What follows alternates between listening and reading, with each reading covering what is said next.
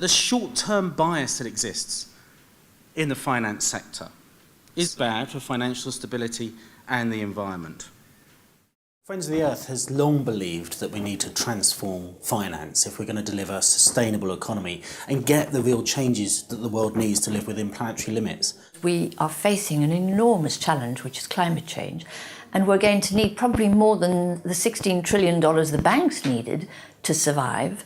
We're going to need more than that to transform our economy away from carbon. You will often hear green investment as being roughly about green technology, as though we can fix the existing technology, the existing economy, if we had a cleverer set of technologies and we invested in them fast enough. In my view, that's a partial understanding of the investment needs of a green economy. It has also to be about infrastructure, about public infrastructure, in particular around building infrastructure, around community spaces. It has to be about the protection of ecological assets as well as financial and physical assets. And it has to deliver us the kind of enterprise that really makes sense, the bits of the economy where it makes sense to grow. How to go about it practically? Well, the first thing is to actually use financial regulation to highlight exactly what the real social, economic cost of dirty investments actually is. What you need right now is a way of putting money into the economy that doesn't rely on people borrowing more. And you can do that only if the Bank of England takes back some of this power to create money and puts it into the real economy, not into financial markets through QE, but into the real economy where it will produce jobs and growth.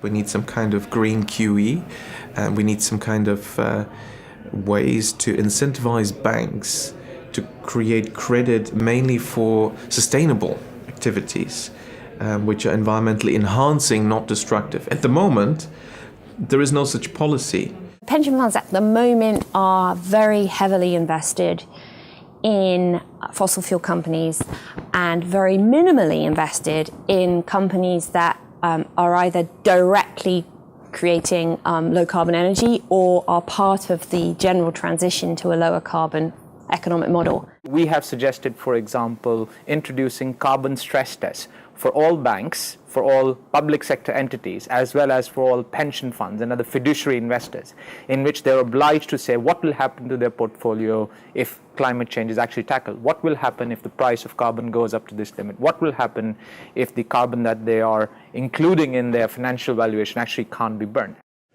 To create a different kind of system, to create a system that does invest in people, that does invest in protecting ecological assets, that does invest in the services that we need to improve our lives, is at the same time to invest in a more secure, a more stable, a more just and a more appropriate financial system.